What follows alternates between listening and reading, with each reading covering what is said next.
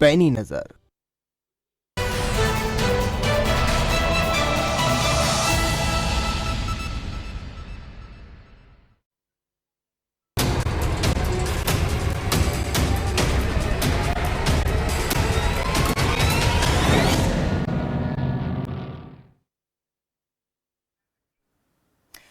पढ़े लिखे बेकार हैं, युवा बेरोजगार हैं। नमस्कार, बड़ा मुद्दा के साथ मैं हूं कायनात अंसारी।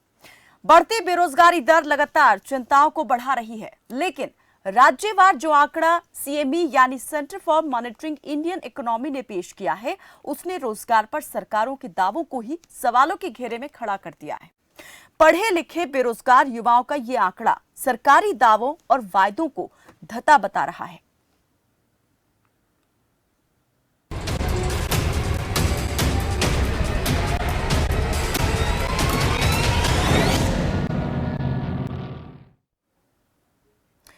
हरियाणा में हर 3 में से 1 ग्रेजुएट बेरोजगार है। ये हम नहीं कह रहे हैं, ये आंकड़ा है CME centre for monitoring Indian economy का।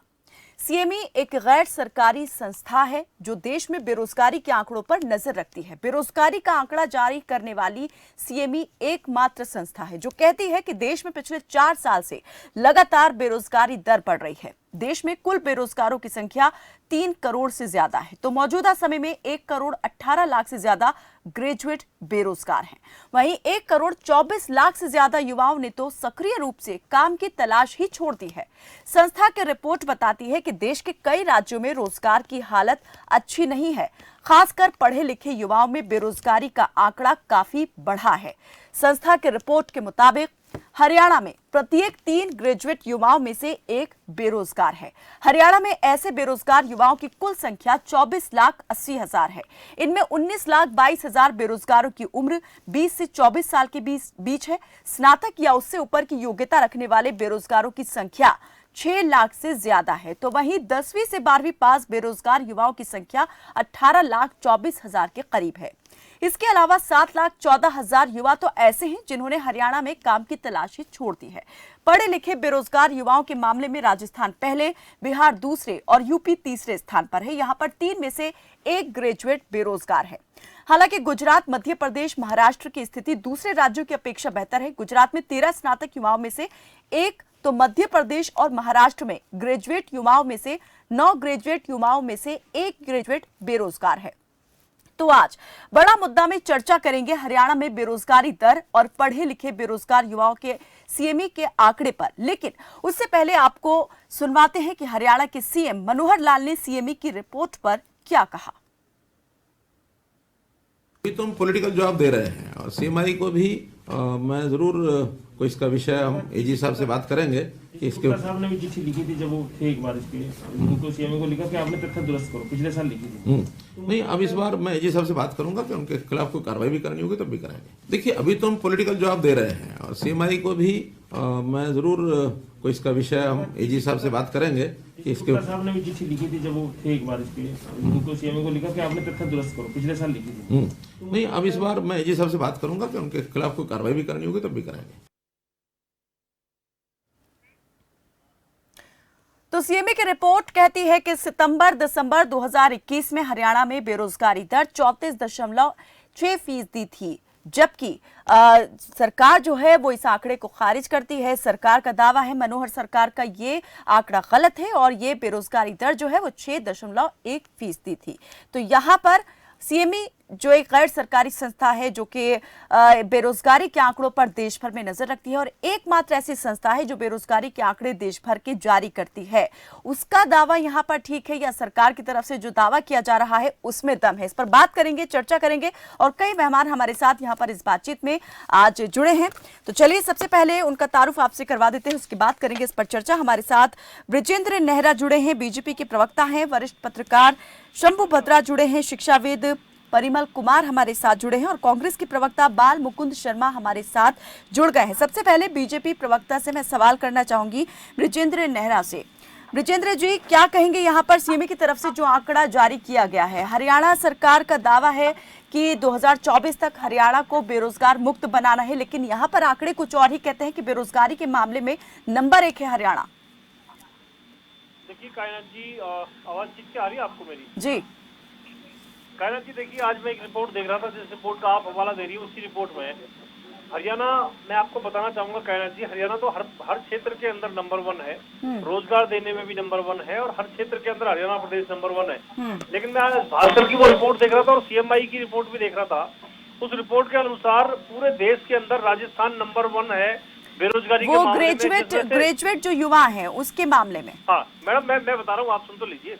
21 लाख तो जो ग्रेजुएट है वो वहाँ पे बेरोजगार हैं। इसके अलावा अगर कुल बेरोजगार की मैं संख्या बताऊं तो 65 लाख बेरोजगार है राजस्थान प्रदेश के अंदर, और 53.4% युवा बेरोजगार है कुल इस कांग्रेसी राज्य के अंदर, राजस्थान के अंदर। इसके अलावा छत्तीसगढ़ में 15% बेरोजगार है, और महाराष्ट्र में 12% बेरोजगार है।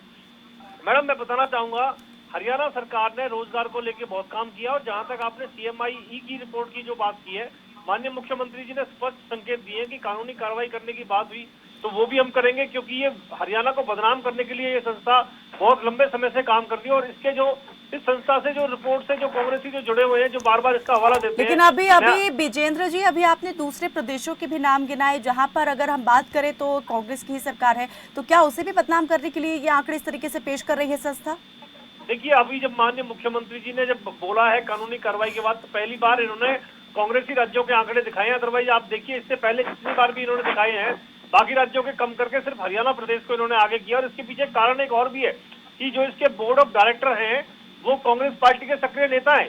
इसलिए इस कांग्रेसी संस्था को एक तरह से प्राइवेट लिमिटेड कंपनी है कांग्रेस पार्टी की, क्योंकि जो कांग्रेस का मैनिफेस्टो बनाते हैं उसमें इसके नेता सक्रिय रूप से शामिल रहे हैं।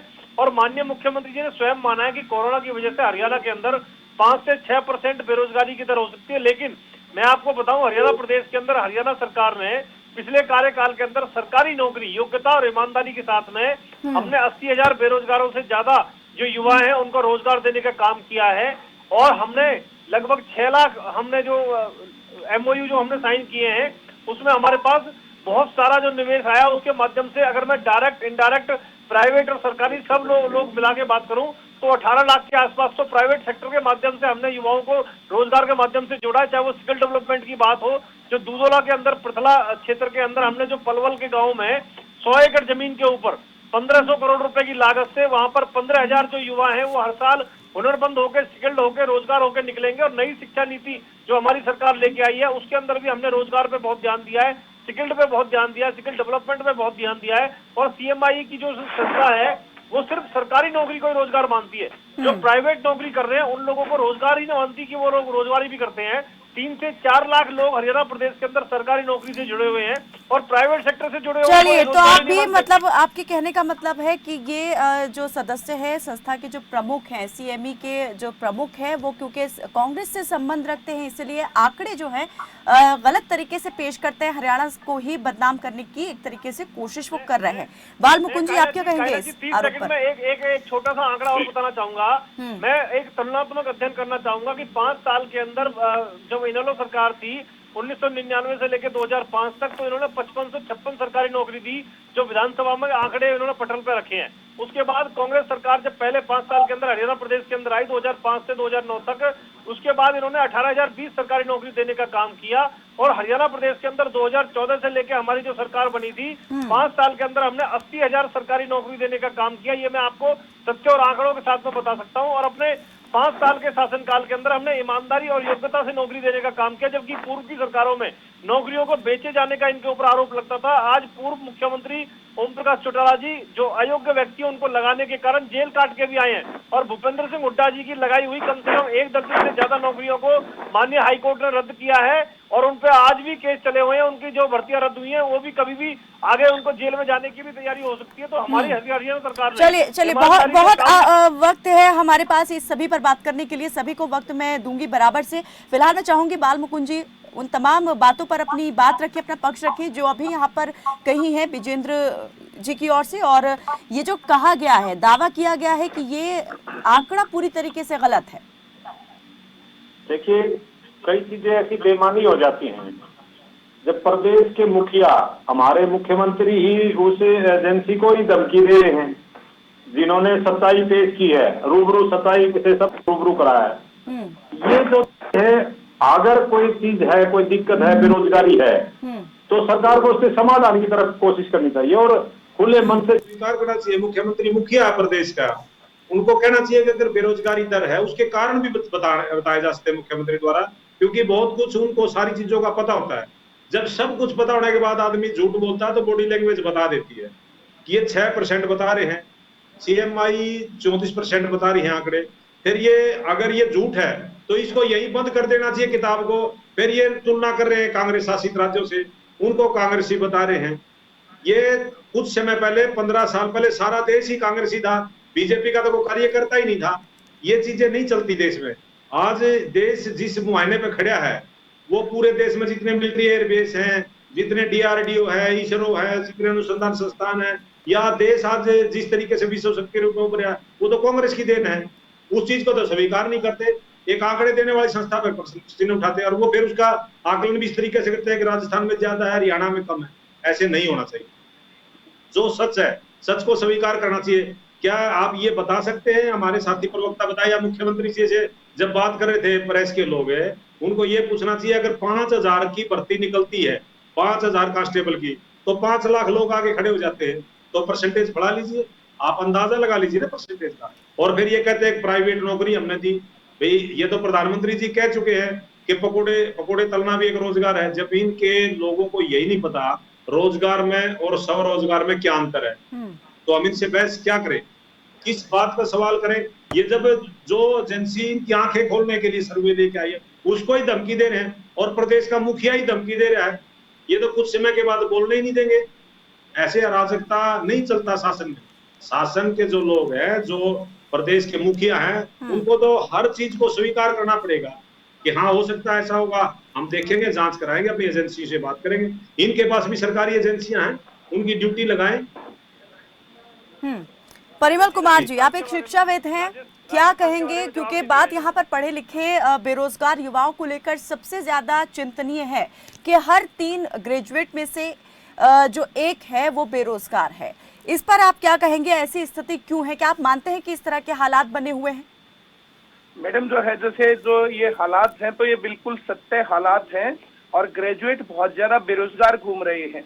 और जैसे भाई साहब ने जो है विजेंद्र नेहरा जी ने बताया कि जो मुख्यमंत्री जी का पुराना कार्यकाल था उस कार्यकाल के अंदर 80,000 से ज्यादा लोगों को सरकारी नौकरियां दी गई। एक आदमी की सही नौकरी लगती तो उसका परिवार जो है सही हो जाता है, उसके परिवार को चिंता नहीं रहती है। लेकिन ये जो है ना दूसरी जो टर्नओवर चल रहा है, जो 19 से आगे जो ये जो है चल रहा है, अब 22 आ गया है।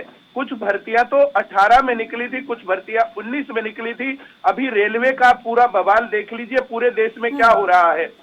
कई करोड़ लोगों ने उसमें जो है अप्लाई किया था, 1.5 करोड़ लोगों ने एग्जाम भी दिया था, लेकिन वे लोग जो ना किस प्रकार से जो है उनको रेल रोकना पड़ा, जो है रेलों में आग लगानी पड़ी या कुछ भी चीजें। प्रधानमंत्री जी के जन्मदिन पर पिछले 3 बार से लगातार बेरोजगारी दिवस मनाया जा रहा है। लगातार जो है सरकार कहती है टेक्नोलॉजी, सरकार जो है लगातार कहती है इस बात के ऊपर जो है सोशल मीडिया का यूज। तो सोशल मीडिया के तहत बार बार एसएससी रिफॉर्म्स, रेलवे रिफॉर्म्स, लगातार बच्चे आवाज उठाते बिल्कुल पागल हो लिए। एयरफोर्स की भर्तियां पिछले 2 साल से नहीं आई है और आई है तो उनका रिजल्ट नहीं आया। आर्मी की भर्तियां पिछले 2 साल से नहीं आई है तो उनका रिजल्ट नहीं आया है, कोई रिक्रूटमेंट नहीं है। हरियाणा की हम बात करें, ग्राम सचिव का पेपर 2 बार हो लिया, लीक हो लिया, कैंसिल हो लिया। 18 में वैकेंसी आई थी और अब पहले जो है भोपाल सिंह खदरी जी जो कह रहे थे एसएससी चेयरमैन, जो भर्तियां पहले से हम लोगों ने पब्लिश कर रखी है वे उन्हीं रूल्स रेगुलेशंस के तहत होंगी, लेकिन अभी रिसेंट में वे भर्तियां कैंसिल करके अब वो सीईटी के अंदर डाल दी गई हैं। अब सीईटी का एग्जाम कब होगा वो भी भविष्य के गर्भ में है। हम लोग बात करें तो ये जो सेकंड टर्म जो चली है, सेकंड टर्म के अंदर भर्तियां जो 19 में, लेकिन परिमल जी सरकार भी ये कहती है कि नकल रहित और पारदर्शी बनाने के लिए परीक्षाओं को इस तरीके से देरी हुई है, पेपर्स कैंसिल हुए, सड़कों पे जाके प्रदर्शन भी कर रहे हैं, शांतिपूर्ण प्रदर्शन, कहीं समाधान सुनाई नहीं हो रही है। अब यह यूपी और बिहार के अंदर क्या हुआ है, अब बच्चे अपने घरों को, अपनी जमीन बेच करके आके जो है पढ़ रहे हैं। बहुत सारे लोग जो है उनके पेरेंट्स मजदूरी करते हैं, वे तब पढ़ रहे हैं। अब उन बातों का जो है वो कहाँ जाके सुनाए, कोई सुनने वाला ही नहीं है। हमारे प्रधानमंत्री जी पिछले जो है 7-8 साल से मन की बात टीवी पर या रेडियो पर करते हैं। एक आधी बार उनको चाहिए कि वो युवाओं के सामने जाकर के उनसे पूछे कि भाई बच्चों बताओ तुम्हारा हो क्या रहा है, रोजगार मिल क्या रहा है। लेकिन परिमल जी, जैसे आपने कहा कि 2 साल पहले जो भर्तियां निकली थी, 1 लाख के आसपास चुनाव से पहले निकाली गई। अब जो है 22 चला गया है, 22 जो चल रहा है, 22 तक किसी की रिक्रूटमेंट नहीं है। तो जब ये हालात है, एसएससी के अंदर सभी ऑनलाइन एग्जाम लीक होते हैं, बहुत सारे पेपरों के अंदर गड़बड़ हो रही है। एचएसएससी के अंदर डिप्टी सेक्रेटरी नागर जी पकड़े गए करोड़ों रुपए रिश्वत के साथ, उसके साथ रॉबिन जैसे लोग पकड़े गए जिनका ऑनलाइन बहुत बड़ा नेटवर्क था, बहुत बड़ा रैकेट था, जिसके कारण पढ़े लिखे युवा पीछे है, बैकफुट पर है। अब वो नौकरी की चाहत ही छोड़ चुके हैं। तो जो ये हालात है ना कि लोगों ने सपना ही छोड़ दिया, तो ये हालत बहुत खराब है। जो पहला टर्नओवर था ना, पहली जो टर्नओवर था 14 से 19 वाला, मनोहर लाल जी ने बहुत बढ़िया काम किया, बहुत ईमानदारी से नौकरियां दी गई। लेकिन परिमल जी बहुत जैसे सारे लोग उसमें तैयारी करके लोग नौकरी लगे, लेकिन जो ये अब दौर चल रहा है ये बहुत भयंकर और बहुत भयावह है। मैं भाई साहब ये बात कहना चाहता हूँ, खबर फर्स्ट के इस मंच के माध्यम से इस बात को उठा रहा हूँ। पहले नोटबंदी ने बहुत सारे स्वरोजगारों को खत्म किया, उसके बाद जीएसटी ने बहुत सारे स्वरोजगारों को खत्म किया। अब आज के टाइम पर जो ये कोरोना नामक महामारी है या षड्यंत्र है, इसका कुछ नहीं कह सकते हैं। लगातार ठेके खुले रहे हैं। अभी जो है हरियाणा सरकार में 6 बजे से 10 बजे तक सिर्फ ठेके खुले रहे। सरकारी संस्थान तो जो शिक्षण संस्थान थे ये तो बंद थे ही थे, ये कल से खुलेंगे। जो बाकी बाजार था वो भी बंद था। एकमात्र एक जरूरी चीज हरियाणा में थी जो 6 से 10 बजे तक सिर्फ और सिर्फ लिकर शॉप खुली रही है पूरे हरियाणा में। तो इस प्रकार से लोगों को किस तरफ ले जाना चाह रहे हैं मेरी समझ से बाहर है। पहले तो नो डिटेंशन पॉलिसी चलिए शंभू जी गवर्नमेंट के टाइम पर आई थी। चलिए परिमल जी आऊंगे आपके तरफ। शंभू जी, जैसे अभी आपने सभी की बात सुनी, यहाँ पर जिस तरीके से परिमल जी ने भी अपनी बात को रखा और कहा कि ये 2 साल पहले जो भर्तियां निकली थी, एग्जाम भी हो गया लेकिन अभी तक रिजल्ट नहीं आया है, तो इसको लेकर आप क्या मानते हैं? क्या ये जो विपरीत परिस्थितियां पिछले 2 साल से बनी हुई हैं, इसके लिए ये जिम्मेदार है या सरकार की नीतियों को आप देखते हैं कि उन्हीं में कहीं कमियां खामियां हैं? देखिए, सरकार अगर चाहेगी तो भर्ती प्रॉपरली समय से संपन्न हो जाएगी और जितने भी खाली जगह है उसको आसानी से भर सकती है। लेकिन पिछले कुछ सालों से देखिए कि ट्रेंड ऐसा रहा है कि फाइनेंशियल ईयर के तहत भर्ती की वैकेंसी निकलती है। वैकेंसी निकलने के बाद सारी प्रक्रियाएं पूरी हो जाती है, कभी उसके बाद लास्ट में कभी क्वेश्चन आउट हो जाता है, कभी कोई और तरह की समस्या, उससे भी नहीं तो कोई कोर्ट में चले जाते हैं। यानी कि भर्ती की प्रक्रिया को सही तरीके से पूरी नहीं की जाती है। और जो भी भर्ती के में बोर्ड शामिल है, ट्रांसपेरेंसी के साथ साथ उनकी जो दक्षता है उसमें लगातार कमी देखी गई है कि क्वेश्चन आउट होने की जो घटनाएं लगातार हुई है, जिसके कारण से भर्तियां रद्द करनी पड़ी है। तो ये स्थितियां सरकार कंट्रोल कर सकती है, लेकिन कहीं न कहीं उनकी कमजोरी सामने आ रही है और उसे नियंत्रण नहीं कर पा रही है। एक तो ये पॉइंट है। दूसरा पॉइंट कि अभी पहले के वक्ता ने कहा कि सीएमआई जो है वो एक निजी संस्था है, तो ऐसा नहीं है। सीएमआई सरकार के तहत रजिस्टर्ड संस्था है और केंद्र में इन्हीं की सरकार है। अगर ये चाहती है तो संस्था का रजिस्ट्रेशन रद्द कर दे, अगर इनको लगता है तो। एक पॉइंट।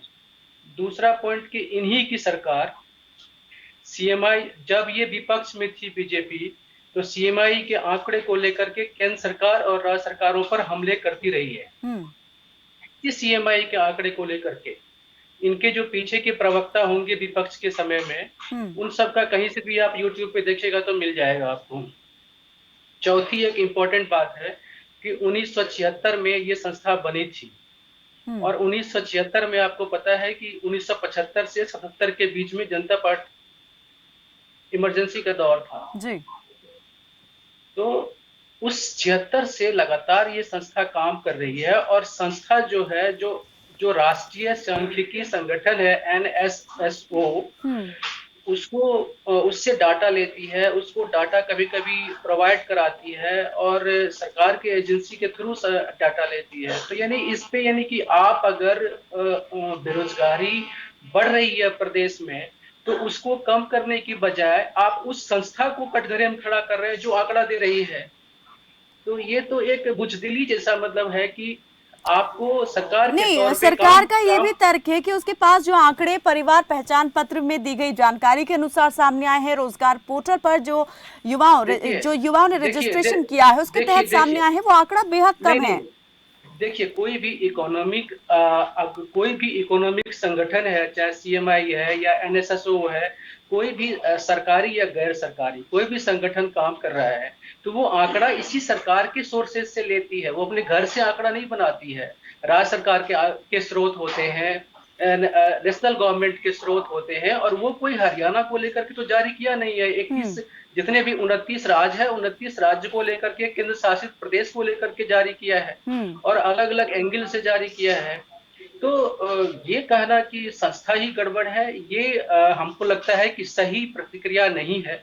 सरकार को भी, जैसे मुख्यमंत्री का बयान था कि हम उनके खिलाफ एक्शन लेंगे, भाई आप किस आधार पे एक्शन लेंगे? केवल बोल देने से तो बात नहीं बनेगी।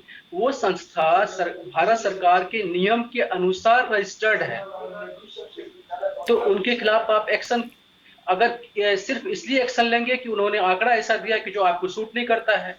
जब कल आप विपक्ष में थे और उस समय जब कांग्रेस सरकार के खिलाफ आंकड़ा आता था तो वो आपको सूट करता था, तो उस वक्त आपने एक्शन की कभी बात नहीं की।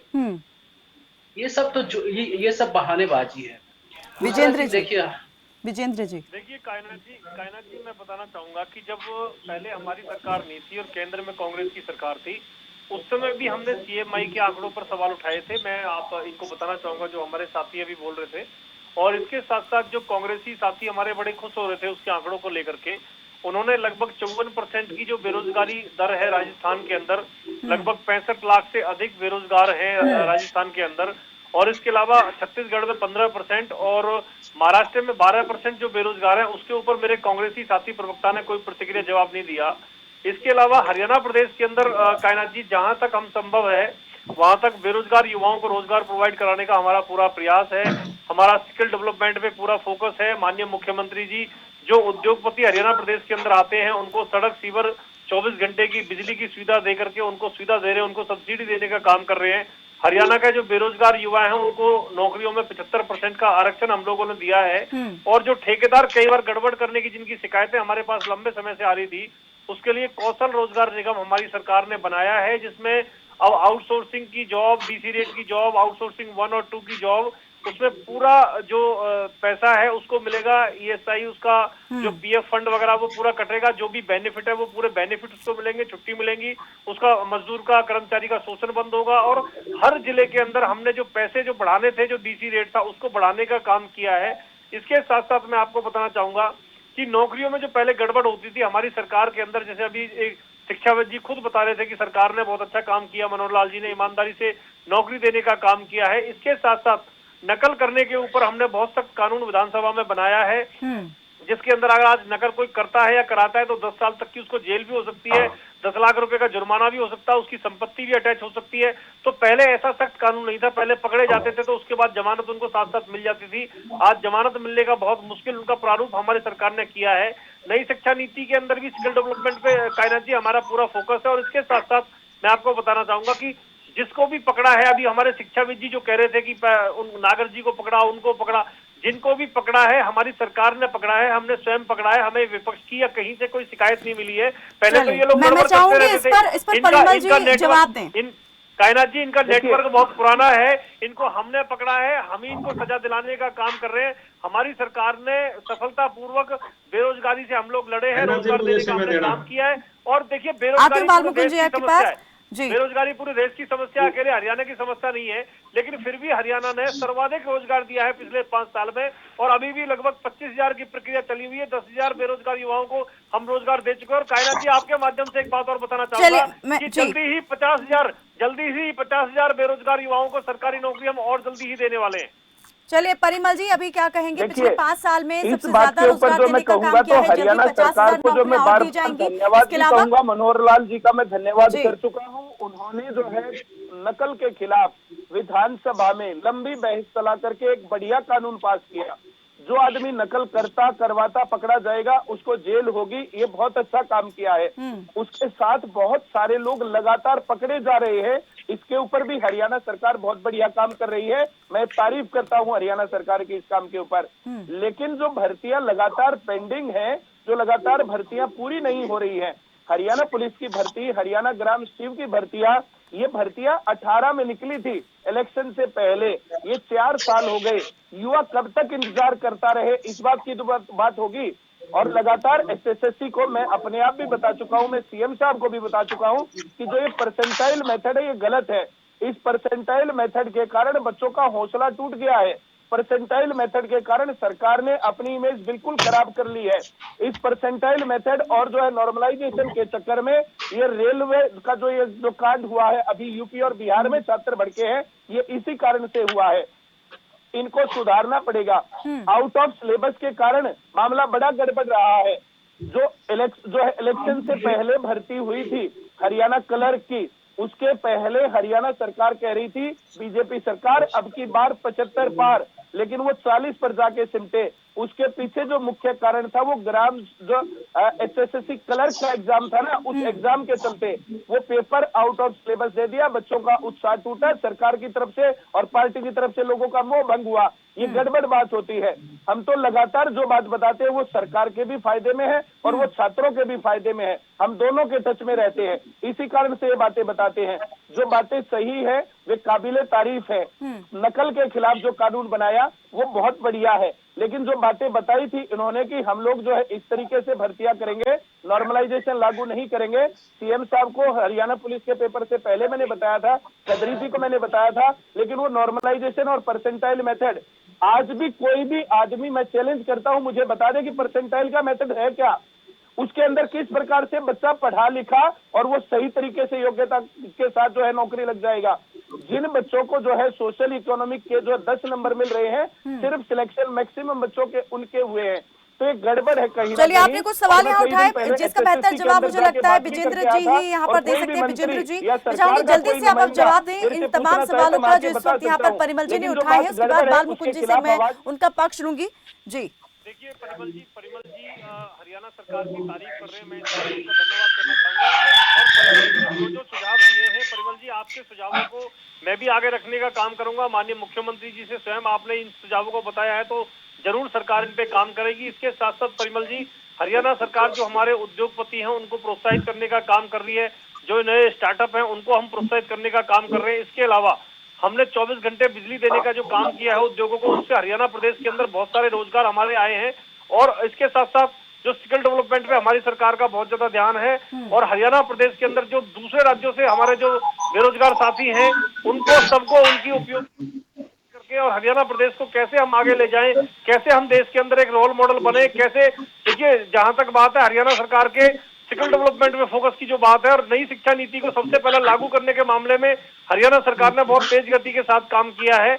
और जो 75% ठीक है विजेंद्र जी, हर एक क्षेत्र में सरकार तेजी के साथ आगे बढ़ भी रही है, काम भी कर रही है, लेकिन आज बात यहाँ पर पढ़े लिखे बेरोजगार युवाओं को लेकर की जा रही है, उनके भविष्य को लेकर की जा रही है। इसके पीछे के क्या कारण हैं और कैसे इस पर काम किया जाना चाहिए, हम उस पर कर रहे हैं। परिमल जी जल्दी से मैं चाहूंगी आप इस पर अपनी बात रख दें।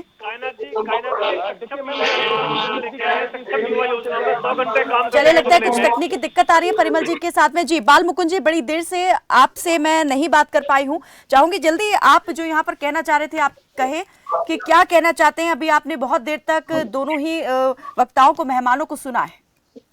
देखिए जिस तरीके से बीजेपी के प्रवक्ता कह रहे थे, हमारे शिक्षाविद ने भी जो बात रखी और हमारे जो विशेषज्ञ आपने यहाँ बैठा रखे हैं उन्होंने भी बात रखी। 28 पेपर लीक हो जाते हैं। एचएससी में एक अधिकारी करोड़ों रुपए रंगे हाथों पकड़े जाते हैं और एसएससी के पिछले साल 6 से 7 कर्मचारी पकड़े जाते हैं, वो आज भी जेल में हैं और 2 साल से जांच पेंडिंग है। तो उन्होंने किन के लिए काम किया?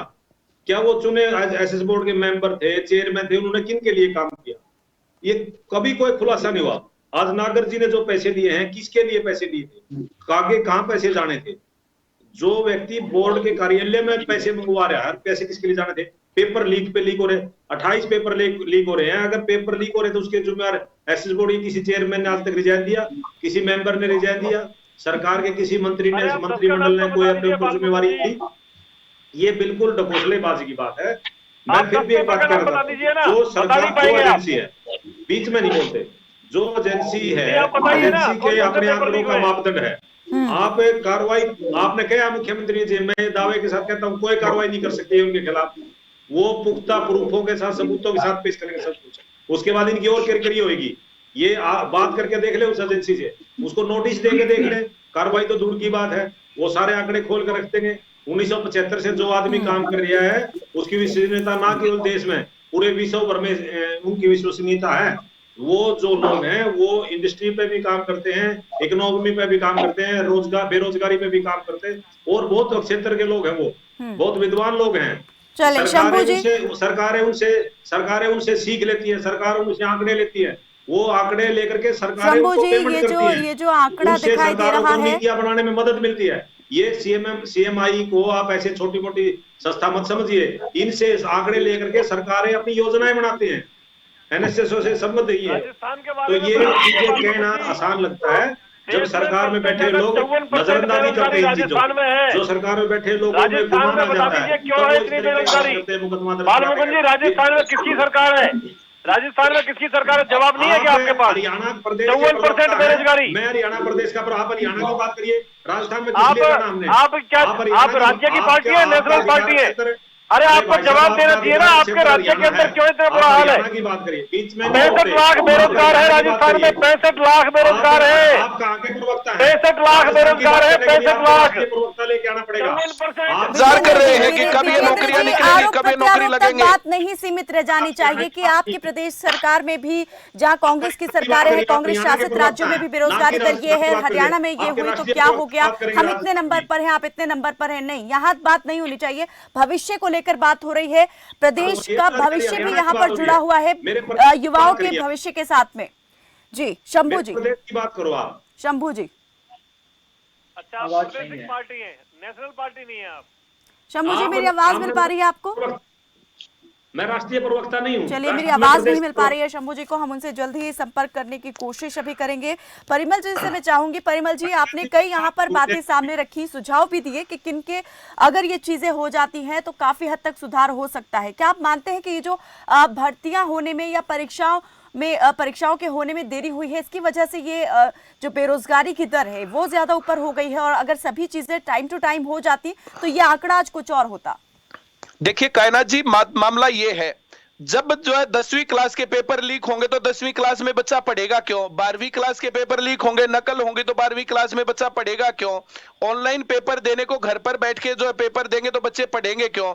वही काम नौकरियों के ऊपर है। अगर नौकरियां, सरकारी नौकरियां भी ऐसे ही मिलेंगी, जो गड़बड़ से, घोटाले से, और रॉबिन जैसे लोग और जो है नागर जैसे लोग जो इस प्रकार से जो बीच में जो एक गड़बड़ आ गई, इससे मुख्यमंत्री जी की छवि भी बहुत ज्यादा खराब हुई है। परिमल जी, अगर ये लोग पकड़े गए हैं, ये लोग नजरों में आए हैं सरकार और प्रशासन की, तो कहीं ना कहीं ये तो है ना कि सरकार कार्रवाई कर रही है, नजरें हैं उसकी, बिल्कुल कर रही है, निगरानी कर रही है, करता हूं, पारदर्शिता लाई जा रही है रोज सिस्टम के 2-4 जने अंदर। पकड़े जा रहे हैं, बहुत लोग पकड़े गए हैं, लेकिन उसके चलते जो भर्तियां डिले हो रही ना, वो दिक्कत की बात है। भर्तियां भी तो टाइम पर होनी चाहिए ना, और भर्तियां सही तरीके से होनी चाहिए ना। भर्तियों के अंदर जो परसेंटाइल मेथड है, भर्तियों के अंदर जो नॉर्मलाइजेशन का मेथड है, इसके चलते संतुष्ट नहीं है लोग। जो लोग नौकरी लग रहे हैं और जो लोग नौकरी नहीं लग रहे हैं, हर एक आदमी असंतुष्ट है इस बात से। तो इस कारण से लगातार जल्दी भर्तियां करनी चाहिए, और जो नॉर्मलाइजेशन का प्रोसेस है वो मैंने सीएम साहब को भी और खत्री जी को भी, दोनों को बताया था, और फिर चाहेंगे तो मैं फिर बता दूंगा। एक भी आदमी उसके खिलाफ बात नहीं कर सकता है। मुझे पढ़ाते हुए 20-22 साल हो गए और मैं लगातार इन बातों के ऊपर काम कर रहा हूं। लगातार मैंने जो है छात्रों के साथ, सरकार के साथ मिलकर के काम किया है, मुझे कोई दिक्कत नहीं है, मैं फिर से बताने को तैयार हूं। लेकिन जो ये आंकड़े गड़बड़ गड़बड़ है। प्राइवेट सेक्टर में भी स्किल्ड लोग तब मिलेंगे जब सरकारी नौकरी में बढ़िया कंपटीशन होगा। जो लोग सरकारी नौकरी की तैयारी कर रहे हैं, मान लिया 5 लाख लोगों ने अप्लाई किया, 5000 लोग नौकरी लगते हैं, तो 5 लाख लोग जो पढ़ रहे हैं ना, वो थोड़ी बहुत नीचे रह जाएंगे। इस कारण से पढ़े लिखे लोग देश के अंदर होंगे और वो कहीं ना कहीं अपना रास्ता ढूंढ लेंगे। दिक्कत क्या है? पढ़ाई की बेसिक गड़बड़ है। स्कूलों के अंदर पढ़ाई नहीं है, पेपरों में नकल हो रही है, कोई आदमी संभालने वाला नहीं है। सरकारी स्कूलों की हालत तो इतनी ज्यादा खराब है पूरे देश में, मैं ये दावे के साथ कह सकता हूं, पूरे दावे के साथ, कि पिछले 20 साल से कोई भी शिक्षा मंत्री, इसमें कांग्रेस की गवर्नमेंट भी आ गई और बीजेपी की गवर्नमेंट भी आ गई, रामविलास शर्मा जी भी आ गए, और इसके अंदर जो है अभी जो है कंवरपाल गुर्जर जी जो है, ये भी, किसी भी सरकारी स्कूल में जाकर के अगर इन्होंने जो है जाकर के हाल देखा हो तो मैं गारंटी के साथ कह सकता हूं पूरे प्रदेश के स्कूलों का हाल इतना ज्यादा खराब है और इसके ऊपर काम नहीं हो रहा है। मैं ना बीजेपी के समर्थक और ना मैं कांग्रेस का समर्थक, और जो काम सही होता है उसके मैं पक्ष में हमेशा रहता हूं। लेकिन नई सरकार ने ये काम सही किया कि नकल के खिलाफ कानून बनाया, लोगों को पकड़ा, नेटवर्क खत्म किए जा रहे हैं, लेकिन स्कूलों पर शिक्षा का काम बिल्कुल नहीं हो रहा है और ये काम करना पड़ेगा। जी मैम। शंभू बद्रा जी से मैं ये जानना चाहूंगी, शंभू जी, एक चीज और दिमाग में यहाँ पर आती है कि क्या यहाँ पर सही गाइडेंस की भी कमी दिखाई दे रही है? प्रदेश के युवाओं को एक सही मार्गदर्शन की भी अब जरूरत है। जैसे सरकार ने एक योजना लाई थी किसानों के लिए, मेरा पानी मेरी विरासत योजना, जिसमें किसानों को ऐसी फसलों की ओर रुख करने के लिए प्रोत्साहित किया गया जिसमें कम पानी की आवश्यकता हो। ऐसे ही क्या प्रदेश के अब युवाओं को इस तरफ और ज्यादा प्रोत्साहित करने की जरूरत है, उनका रुख करने की जरूरत है कि प्राइवेट सेक्टर की तरफ भी वो जा सके, स्किल्ड हो सके, उसके लिए वहां जाने के लिए वो तैयारी करें, ना कि सभी एक ही दिशा में आगे बढ़ते रहे सरकारी नौकरी के लिए? देखिए, आप सही कह रही हैं कि सभी को सरकारी नौकरी नहीं दी जा सकती है, और जो आंकड़ा है उसके हिसाब से समझिए कि 90% से ज्यादा आबादी जो है वो अपने या तो स्वरोजगार से या निजी क्षेत्र के रोजगार से अपना जीवन यापन करते हैं। 10% लोग गवर्नमेंट सेक्टर में खपाए जाते हैं, वो भी परसेंटेज कम ही है। तो आप सही कर रही हैं कि निश्चित रूप से जो पैटर्न है, जो शिक्षा व्यवस्था है हमारी, उसमें बड़े बदलाव की जरूरत है कि सीधे MA BA ग्रेजुएशन कराने की बजाय आप इंटरमीडिएट के लेवल से स्किल एजुकेशन को लेकर के आइए और उसे हायर एजुकेशन तक ले जाइए, ताकि आदमी स्किल्ड पैदा होगा और उससे इंडस्ट्री को भी आदमी में मिलेगा। अभी किसी भी सेक्टर से बात कीजिए प्राइवेट सेक्टर में, तो उनको अभी इस वक्त भारत में क्लाउड कंप्यूटिंग है, इंटरनेट थाउट है, आपका आर्टिफिशियल इंटेलिजेंस है, इन सेक्टरों में भारत सरकार इन्वेस्ट कर रही है। अलग अलग देशों से समझौता हो रहा है, लेकिन स्किल्ड नहीं है। इस सेक्टर में स्किल्ड का भारी अभाव है। तो पूरे हमारे एजुकेशन सिस्टम को उस तरफ ले जाने की बात है कि आने वाले वक्त में डिजिटल इकोनॉमी ग्रो करेगी, तो डिजिटली हम कैसे अपने कामगार को शिक्षित करें, स्किल्ड करें, ताकि उसे रोजगार मिले। तो ये पूरे प्रदेश में जो शिक्षा व्यवस्था है कि सीधे आपने यूनिवर्सिटी खोल दिए, आप इकोनॉमिक्स ऑनर्स करा रहे हैं, हिस्ट्री ऑनर्स करा रहे हैं, तो उसमें रोजगार कोई नहीं है। ना तो वो खेती के लायक बचते हैं, ना फैक्ट्री के लायक बचते हैं, ना कहीं किसी और चीज के लायक बचते हैं। तो पूरे एजुकेशन सिस्टम में, हायर एजुकेशन सिस्टम में बड़े बदलाव की आवश्यकता है, और वो राज्य सरकार उसको करना चाहिए केंद्र के साथ मिल करके कि पूरे हम एजुकेशन सिस्टम को बदलाव में लेकर आए, ताकि हम स्किल्ड ओरिएंटेड जॉब दे सके। जी, अगर हम बिल्कुल स्वरोजगार की बात करते हैं तो उस तरह का माहौल बनाने की भी जरूरत है, और इसके लिए सबसे ज्यादा जरूरत, जैसे आपने कहा कि हमारा पूरा पैटर्न ही बदला जाने की अब जरूरत है। शिक्षा का जो एक ढर्रा चल रहा है। परिमल जी, तो जी पूरे जी मेरे को जवाब देना है, सबने बोल लिया, मेरे को जवाब देना है। चलिए पहले विजेंद्र जी की बात ले लेते हैं। जी विजेंद्र जी, देखिए जिस तरह से अभी ध्यान दिलाया है जो हमारे साथी अभी बात कर रहे थे, तो मैं बताना चाहूंगा भारत सरकार एक जो नई शिक्षा नीति लेके आ रही है उसके अंदर सबसे ज्यादा स्किल डेवलपमेंट पे फोकस है। हरियाणा सरकार का भी बहुत बड़ा फोकस है। और इसके अलावा जो हमने परवल के दूधोला गांव में जो 1500 करोड़ रुपए की लागत से 100 एकड़ जमीन के अंदर जो श्री विश्वकर्मा कौशल विश्वविद्यालय स्किल डेवलपमेंट यूनिवर्सिटी जो बन के तैयार हो चुकी है, और उसके अंदर 9वीं क्लास के एडमिशन से लेकर के स्किल डेवलपमेंट अलग से स्कूल भी खुलने शुरू हो गए। क्योंकि मेरे अपने जिले के अंदर, फरीदाबाद जिले के अंदर वो आती है, पलवल जिले के अंदर वो आती है, तो उसमें लगभग 15,000 बेरोजगार युवा हर वर्ष कोर्स करके निकलेंगे, जिनको रोजगार की एक तरह से गारंटी होगी। बड़ी बड़ी कंपनियों के साथ में उनके MOU हो चुके हैं और उसमें 2 तरह का बेनिफिट होगा।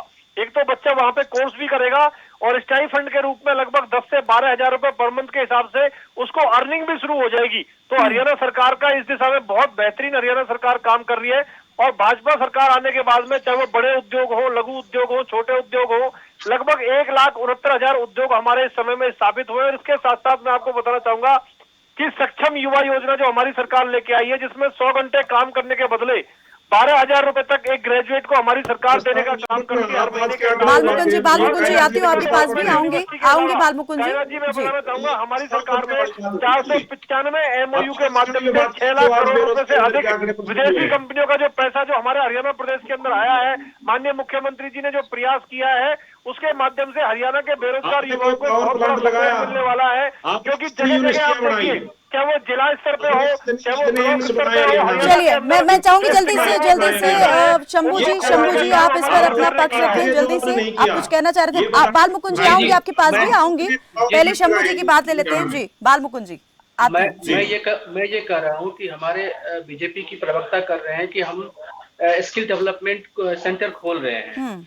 अरे आपके पास पूरे स्टेट में पहले से इंफ्रास्ट्रक्चर मौजूद है, इतने कॉलेज है, इतने यूनिवर्सिटी है, अच्छे अच्छे बिल्डिंगें हैं, उसमें अच्छे अच्छे डिपार्टमेंट है। आप उन रिसोर्सेज का उपयोग क्यों नहीं कर रहे हैं? नया खोलेंगे, नया बनेगा और फिर पता लगा कि शुरू होगा। टाइम टेकिंग प्रोसेस है, कई ऑलरेडी यूनिवर्सिटी का महीने लग सकते हैं, सालों भी लग सकते हैं। कॉलेज के इंफ्रास्ट्रक्चर है सरकार के पास। चलिए बालमुकुंद जी, विजेंद्र जी आऊंगी। बालमुकुंद जी बनके तैयार हो चुकी है स्किल डेवलपमेंट यूनिवर्सिटी पूरे देश की पहली बनके तैयार हो चुकी है, बनेगी नहीं। ठीक है, एक यूनिवर्सिटी तैयार हो गई है, लेकिन हर एक जिले में ITI है, हर एक जिले में पॉलिटेक्निक है, तो जो है वहाँ पर क्यों नहीं किया जा रहा? पुराने रिसोर्सेज की ये बात कर रहे हैं, पुराने रिसोर्स को भी हम इस्तेमाल कर रहे हैं। हर जगह स्किल डेवलपमेंट में फोकस है। चलिए आप कह रहे हैं कि इस्तेमाल कर रहे हैं, कौन से अभी आपने पुराने संस्थानों को हम पुराने का भी इस्तेमाल कर रहे हैं, इस ढर्रे पर लाने की कोशिश की है, इस तरीके से मॉड्यूल किया है। मैं बात करूंगी यूनिवर्सिटी में। जी मैं ये कहना चाहता हूँ, एक यूनिवर्सिटी का नाम गिना करके ये चाहते हैं हरियाणा से। ये हमारे समय में 19 यूनिवर्सिटियां बनाई, चौधरी बंसीलाल यूनिवर्सिटी बनी, रणबीर सिंह यूनिवर्सिटी बनी, राजीव गांधी साइंस सिटी हमने बनाया, भगत महिला फूल सिंह विश्वविद्यालय हमने बनाया, पूरे उत्तर भारत में महिला विश्वविद्यालय पहला था खानपुरकला में, एम्स हमने जज्जर में बाड़सा में बनाया, 4 हमने पावर प्लांट लगाए, उनमें रोजगार तो ऐसे मिलता है। हमने पूरे हरियाणा में नेशनल हाईवे का जाल बिछा दिया, रेलवे का जाल बिछा दिया। 19 यूनिवर्सिटियां हमने बनाई, प्राइवेट और सरकारी। जिंदर ग्लोबल यूनिवर्सिटी हमने बनाई, चौधरी बंसीलाल यूनिवर्सिटी हमने बनाई, नीलम यूनिवर्सिटी हमने बनाई, राजीव गांधी साइंस सिटी सोनीपत में हमने बनाया। और वहां कितने रोजगार हुए, राज शिक्षा का स्तर हरियाणा में कितना ऊपर। ये शिक्षा का स्तर तो शिक्षा का जो आज ये स्तर है, जो बेरोजगार, जो सुनिए जो आंकड़े आज ये शिक्षा का जो स्तर अच्छा हुआ, तभी तो ग्रेजुएट और पोस्ट ग्रेजुएट। अरे आप ये तो बताइए बालमुकुंद जी, आपके समय में नौकरियां क्यों बेची जाती थी? रोजगार नहीं दे पाए। आपके समय में नौकरियां क्यों बेची जाती थी, ये तो बताइए। ये जो कांग्रेस की उपलब्धि थी, बालमुकुंद जी हुड्डा सरकार में नौकरियों को क्यों बेचा जाता था, ये बताइए। सुनिए फिर मैं आपकी बात का जवाब दूंगा। ये इतने बच्चे शिक्षित होकर के आए, वो हमने यूनिवर्सिटियां, कॉलेज डेवलपमेंट की हमने। एक सवाल का जवाब ले लीजिए। बिल्कुल लेंगे मेरा एक सवाल है छोटा सा। बालमुकुंद जी आप बहुत बढ़िया इंसान हैं, आप सही बात कहते हैं हमेशा। आप मुझे बताइए हुड्डा सरकार में नौकरियां क्यों बेची जाती थी? हुड्डा सरकार में नौकरियां क्यों बेची जाती थी? भ्रष्टाचार क्यों होता था? पर्ची खर्ची क्यों करती थी? फिर उसी बात पर आ गए, आरोप प्रत्यारोप। राजनीतिक मुद्दा नहीं है। अब आज जो मुद्दा है, इस मुद्दे पर बात क्यों नहीं करते कि अब आगे सरकार क्या करेगी? हुड्डा सरकार में कब पकड़ी गई, जो कि आपकी सरकार में पकड़ी गई? 1 करोड़ की टैक्सी आज तक पूरे 1 दर्जन से ज्यादा भर्तियों को रद्द कर दिया हाईकोर्ट ने। आपकी 1 दर्जन से ज्यादा भर्तियों को रद्द कर दिया हाईकोर्ट ने। आपके सामने पीटीआई टीचरों को बेचारों को बाहर निकाल दिया आपकी सरकार में। जो किसके द्वारा, किस सरकार ने भर्ती को रद्द किया? मुद्दा ये नहीं है आज मुद्दा ये है कि जो बेरोजगार युवा है कैसे रोजगार पाएंगे। 2024 में लक्ष्य रखा है बेरोजगार मुक्त हरियाणा बनाने का। उस लक्ष्य की प्राप्ति के लिए सरकार क्या कदम उठा रही है? परिमल जी जिस तरीके से अभी हमने सवाल किया था, यहाँ पर एक बात यहाँ रखी कि क्या सही मार्गदर्शन की, दूसरे दिशा में भी जाने की अब जरूरत है, युवाओं को स्किल्ड किए जाने की अब जरूरत है, उसके लिए क्या किया देखिए मैम, जो है ना, जो मुझे लगता है, जैसे लगातार बात होती है है शिक्षा नीति में गड़बड़ की, तो शिक्षा नीति में जो ना जो पढ़ाई चल रही है, इस पढ़ाई को करके पहले लोग आईएएस लगते थे, आज भी लगते हैं। इस पढ़ाई को अच्छे तरीके से जिन लोगों को अवेलेबल है ना, वे पढ़ाई करके अच्छे इंजीनियर बन रहे हैं, पहले भी बनते थे। जो ये पढ़ाई है, जो पहले अच्छे तरीके से करते थे, बड़े बड़े अफसर लगते थे, आज भी बड़े बड़े अफसर लगते हैं। पढ़ाई में दिक्कत नहीं है, दिक्कत है पढ़ाई के इंप्लीमेंटेशन में। स्कूलों में, कॉलेजेस में, यूनिवर्सिटीज में पढ़ाई का माहौल नहीं रह गया है। पेपर लीक हो रहे हैं लगातार। नो डिटेंशन पॉलिसी ने मामला खराब किया है। लगातार डिमांड की जा रही है कि 5वीं और 8वीं क्लास का बोर्ड बनना चाहिए। सरकार प्रयास भी कर रही है, लेकिन पता नहीं कोर्ट में जाकर के फिर से धराशायी हो जाती है। तो सरकार को चाहिए कि 5वीं क्लास का बोर्ड बने, 8वीं क्लास का बोर्ड बने, 10वीं और 12वीं का बोर्ड तो है ही पहले से ही, और बच्चे पढ़ाई लिखाई करके पेपर देके तब पास हो। जब उनको पढ़ने लिखने का काम बनेगा, तो जो ये पढ़ाई है, ये कामयाब बनाती है आदमी को। इसके साथ उसमें 10वीं क्लास पास करने के बाद आईटीआई है, पॉलिटेक्निक है, जिसको जैसे स्किल्स करना है, स्किल इंडस्ट्री में जाना है, तो उस तरीके से काम करें। इतने सक्षम हो जाएंगे, नकल की जरूरत ही नहीं पड़ेगी अगर इस तरीके से आगे बढ़ा जाएगा तो।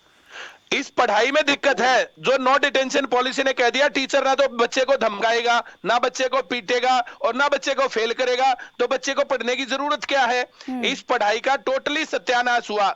लगातार इस बात के खिलाफ हमने आवाज उठाई, और लगातार जो है, जैसे मैं बहुत सारे टीवी शो के अंदर भी मैं सही सरकार से भी, मंत्री जीओ से भी कई बार कह चुका कि नो डिटेंशन पॉलिसी खराब कर रही है, तो आप इसको खत्म क्यों नहीं करते। और क्यों नहीं बोर्ड के एग्जाम होते। पहले जब हम पढ़ते थे तो 5वीं क्लास में बोर्ड था, 8वीं क्लास में बोर्ड था, 10वीं और 12वीं में बोर्ड था, तो दिक्कत क्या आ गई। उनको क्यों खत्म कर दिया गया, और वापस से कब आ जाएगा। जब बच्चा स्कूल से ही पढ़ना सीखेगा, पेपर देना सीखेगा, कंपटीशन के आधार पर आगे बढ़ेगा, तो उसके अंदर बहुत योग्यता आती है। उसमें अगर दम है तो सरकारी नौकरी ले लेगा, और नहीं भी है तो उसके अंदर योग्यता है, वो देश के अंदर कुछ ना कुछ अच्छा काम करके जिम्मेदार नागरिक की भूमिका निभाएगा। जब उनको ज्ञान ही नहीं है तो फिर वो कैसे करेगा। तो ऐसे अच्छे तरीके पर ले जाने के लिए शिक्षा के ऊपर काम करने की जरूरत है। शिक्षा के ऊपर नई शिक्षा नीति बनाने से कुछ नहीं होने वाला। उसको इंप्लीमेंट करने वाले टीचर कहां हैं। 2011 में भर्ती आई थी जेबीटी की, 2011 के बाद हरियाणा में टीचर नहीं भरे हैं।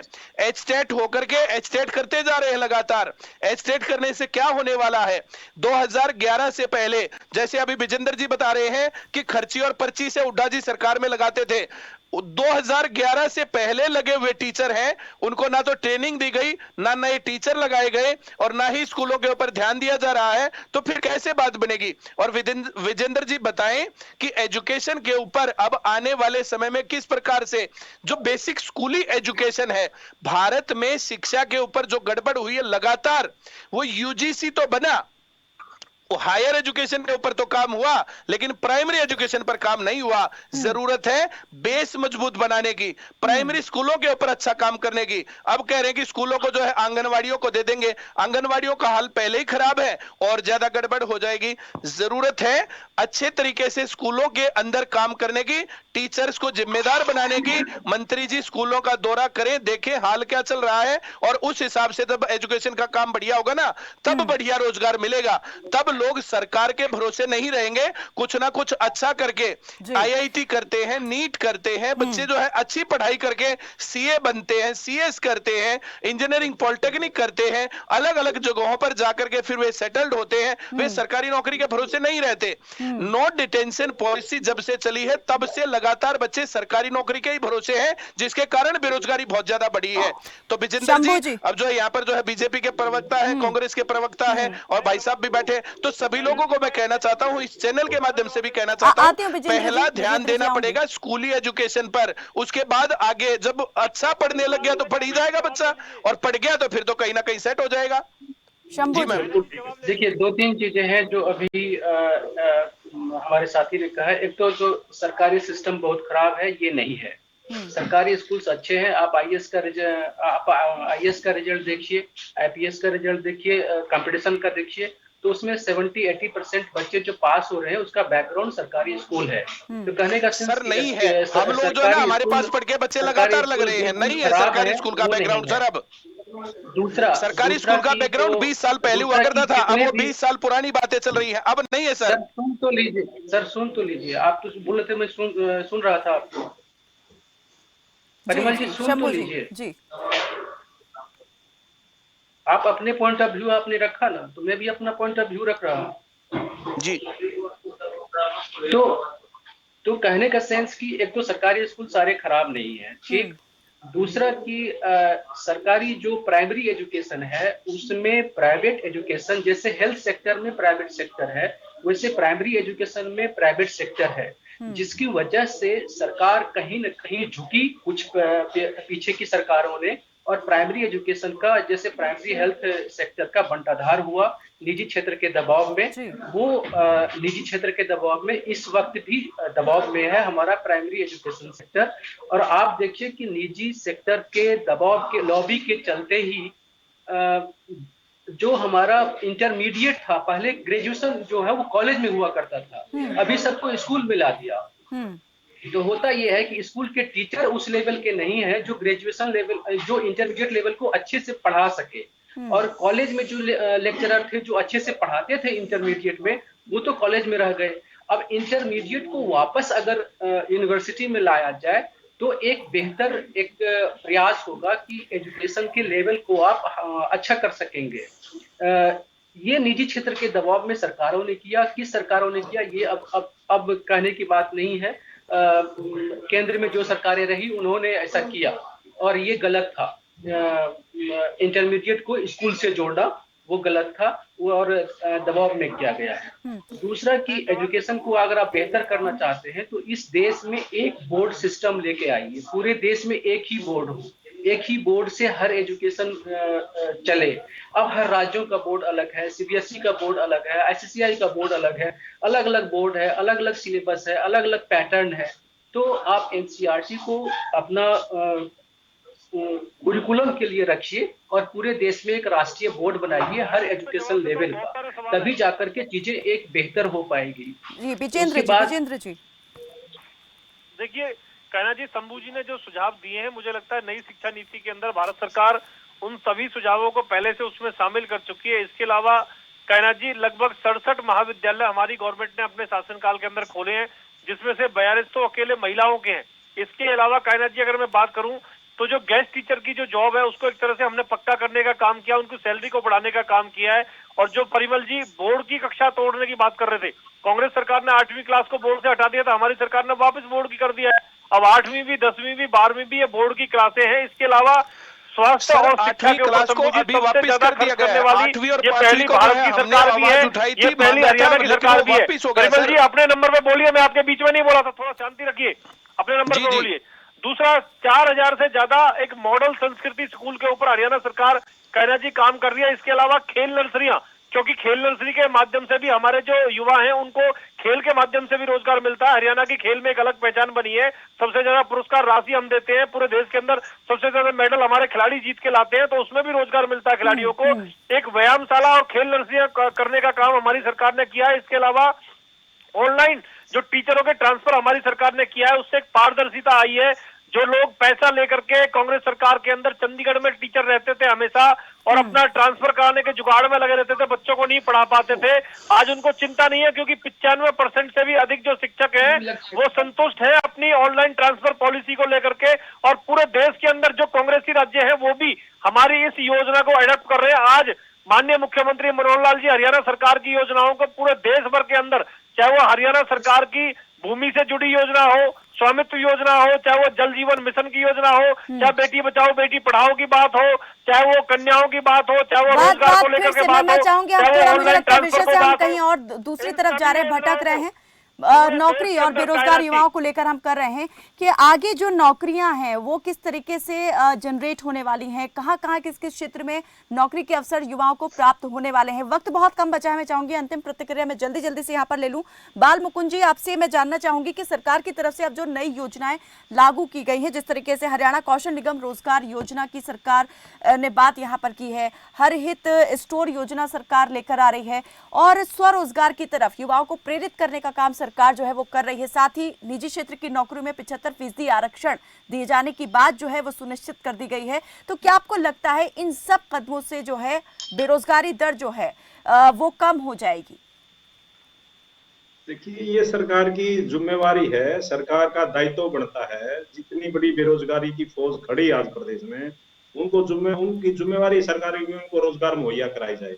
वो प्राइवेट क्षेत्र भी हो सकता है, वो सरकारी क्षेत्र भी हो सकता है। हर सतर पर सरकार को काम करना पड़ेगा, पॉजिटिविटी के साथ आगे बढ़ना पड़ेगा। देखिए, कोई चीज अगर आज कोई कमी नजर आई है, किसी संस्था ने उसको सुझाव रखा है, वो भी एक पॉजिटिव लेकर के उस सुझाव को लेकर के आगे बढ़ा जा सकता है। ये बिल्कुल ठीक बात है। परिमल जी ने भी बताया और हमारे जो तकनीकी विशेषज्ञ यहाँ बैठे हुए हैं कि जितने ज्यादा लोगों को MBA, IIT, IIM करेंगे, वो रोजगार देने वाले भी बढ़ सकते हैं। ये सारी चीजें एक तय मापदंडों के अनुसार होती है। परिमल जी ने जैसे बताया कि मंत्री दौरे नहीं करते, मंत्री तो बहुत दूर की बात है, कोई SDM, IAS officer, deputy commissioner दौरे नहीं करे स्कूलों के। एक टाइम था, मैं मेंबर रहा हूँ जिला परिषद का, कायनाथ जी, आपको मेरी आवाज आ रही है? जी कायनाथ जी, मेरी आवाज आ रही है? जी, हम सुन पा रहे हैं आपको। जी, मैं 2000 से 2005 तक मेंबर था जिला परिषद का। तो ये जो प्राइमरी स्कूल हमारे अधीन थे, तो हम स्कूलों का दौरा करते थे, बाकायदा रजिस्टर में हाजिरी लगाते थे और टीचरों से भी पूछते थे और बच्चों से भी पूछते थे। तो बहुत अच्छे रिजल्ट आए। उसमें कुछ भर्तियां भी हमारे द्वारा हुई है, तो मेरिट के आधार पर भर्तियां हुई है। JBT टीचरों की भर्ती जिला परिषदों के द्वारा हुई है। तो मैं मेंबर था उस समय जिला परिषद। मैं परिमल जी की बात से भी सहमत हूँ, शिक्षा के सत्र को ही सुधारना पड़ेगा, वो भी एक जिम्मेवारी है। जहां तक बेरोजगारी की बात है, सब आज 85% जो बच्चे एडमिशन लेते हैं प्राइमरी में, वो 97% जाते हैं मिडिल में और हाई क्लास तक, और उसके बाद 70% जाते हैं ग्रेजुएट, पोस्ट ग्रेजुएट तक। तो जो उन लोगों के लिए प्रॉपर तरीके से रोजगार के अवसर नहीं दिए जाएंगे तो बेरोजगारी दर बढ़ेगी। यही एक कारण है। पिछले 2 साल में कोरोना के कारण परिमल जी, जल्दी से मैं चाहूंगी अपनी बात आप रख दें, वक्त बहुत कम बचा है। पिछले 2 साल से भर्तियां नहीं हुई। देखिए, प्राइमरी स्कूल के ऊपर से काम चालू करना पड़ेगा, उसके साथ मिडिल स्कूल के साथ काम करना पड़ेगा, और जो भर्ती प्रोसेस है उसको ईमानदारी से करना पड़ेगा। जो भर्तियां पेंडिंग है उसको जल्दी से जल्दी पूरा किया जाए। जिन बातों का विरोध युवा कर रहे हैं कि नॉर्मलाइजेशन, जो परसेंटाइल मेथड, इनको खत्म किया जाए और जिस तरीके से बच्चे खुश होते हैं और एक ट्रांसपेरेंट सिस्टम बनाया जाए। परसेंटाइल मेथड को तो दिखाया ही नहीं जा पा रहा है। और जो 8वीं क्लास के बोर्ड की बात है, 5वीं क्लास के बोर्ड की बात है, तो सरकार इसको मैंडेटरी करे पूरे देश के पैमाने पर। सभी बच्चे पढ़ेंगे लिखेंगे तभी तो बात बनेगी, वरना तो बात बन ही नहीं पाएगी। तो लगातार छात्रों को अपने विश्वास में रखना सरकार की और सरकारी एजेंसियों की जिम्मेदारी है। सरकार के खिलाफ और सरकारी एजेंसियों के खिलाफ ट्विटर कैंपेन चलाए जाते हैं, विरोध प्रदर्शन किए जाते हैं, तो इससे देश की साख को भी कहीं ना कहीं धक्का पहुंचता है और बहुत सारे युवा निराश होकर के घर बैठ जाते हैं। जैसा कि अभी कहा गया कि बहुत सारे लोगों ने तो रोजगार की आस ही छोड़ दी है। ये गलत काम हो जाता है। जी मैम। शंभू जी जल्दी से, स्किल्ड करने की अभी सबसे ज्यादा जरूरत दिखाई दे रही है या सिस्टम में सुधार लाया जाए तभी चीजें जो है संभल पाएंगी? सिस्टम में सुधार हमेशा गुंजाइश है, वो करना ही पड़ेगा। और ये भी हमें मानसिकता बदलनी होगी कि केवल सरकारी नौकरी ही नौकरी है। रोजगार भी एक अपना काम है, तो उस माहौल को हमें बदलने की जरूरत है। प्रदेश में केवल सरकारी नौकरी ही नौकरी नहीं है, दूसरे काम भी काम है। इसके लिए माहौल बनाया जाए, इसके लिए और जो हमारे पास यूनिवर्सिटी इंफ्रास्ट्रक्चर है उसका इस्तेमाल जैसे शंभू जी ने भी बताया कि सिर्फ सरकारी नौकरी ही रोजगार नहीं है, जो प्राइवेट सेक्टर के अंदर जो काम है उसको भी हम रोजगार माने, और स्किल डेवलपमेंट में हमारी सरकार का बहुत ध्यान है। वास्तविकता के अंदर सच्चाई ये है कि हरियाणा के इतिहास में सबसे ज्यादा रोजगार देने का काम अगर श्रेय अगर किसी को जाता है तो भारतीय जनता पार्टी की हरियाणा सरकार को माननीय मुख्यमंत्री मनोहर लाल जी के नेतृत्व में हरियाणा के इतिहास में सबसे ज्यादा रोजगार हमारी सरकार ने दिया। और बेरोजगार अगर कोई वास्तव में हुआ है तो वो कांग्रेस पार्टी के नेता हुए अनामिका जी, राहुल गांधी से किस तरीके से युवाओं को किया जाने वाला है। आने वाले वक्त में कितने युवा स्किल्ड होंगे, हम आने वाले टाइम में इसी पर यहाँ पर बैठकर बातचीत करेंगे और उम्मीद करते हैं ये आंकड़ा जो हम जिस पर चर्चा कर रहे थे ये कुछ और होगा। बहुत शुक्रिया आप सभी मेहमानों का हमारे साथ इस बातचीत में जुड़ने के लिए। तो CMI के आंकड़े कहते हैं कि हरियाणा में पढ़े लिखे बेरोजगार युवाओं की संख्या लाखों में है, लेकिन प्रदेश की मनोहर सरकार का दावा है कि CMI के आंकड़े ही गलत हैं और बेरोजगारों की संख्या 8 और 4 लाख के आसपास है। ऐसे में उम्मीद ही कर सकते हैं कि बेरोजगारी दर पर आगे जो भी आंकड़ा सामने आएगा वो ज्यादा पारदर्शी होगा, जिसमें संस्था और सरकार के आंकड़ों में एक समानता होगी। फिलहाल के लिए मेरे साथ बस इतना ही। आप देखते रहें खबर फास्ट। नमस्कार।